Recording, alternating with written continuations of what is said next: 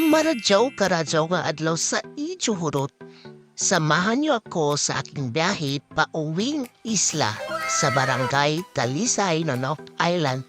Sumuo ini ang kinabuhi ng usa ka estudyante. Oo, pauwi sa isla, pabalik naman sa syudad para magkaharal. Inani kalisod ang kinabuhi ng taga-isla. Kay bisan pa og dagko og bayod imo jud na sugaton. Mubiyahe man kid kalisod pod no. Di ka mo eskwela.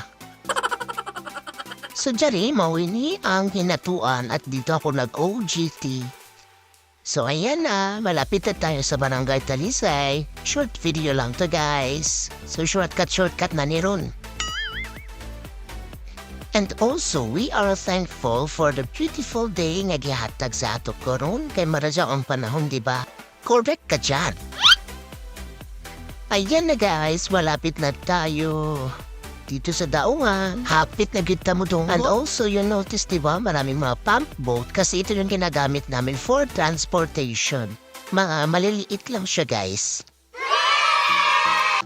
At ito na yung pantalan namin o daungan. Under construction siya kasi sinira ito na bagyong Odette.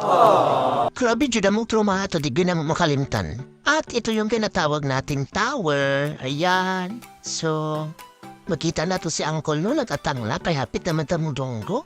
Baw niyang atong pantalan. Alya, na siya. Wow, kaptit ni Uncle. Shoutout sa'yo, Col.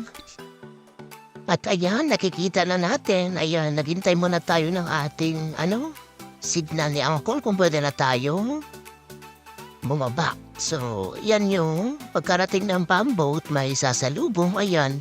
So, ayan yung model. Hahaha. Ito yung mga sakay. Ayan. Yan. So, latay na kita. Nahinera lamang kita sa paglatay kay masik maho. Barabay mo salo. So, kani temporary sana siya nga.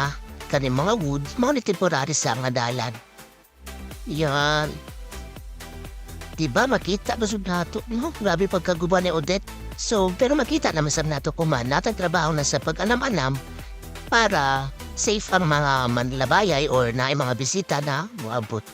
So, ayan. Sige, rakan mo balik lang pagkagwapa ng Talisay. Diba kahunas? Kada namang inhas paninikan. Maradyaw na pag-abot sa Barangay Talisay. Dilarakuto guys, takang salamat sa pagpaminaw hangtod sa sunog na higayon. Bye-bye and God bless!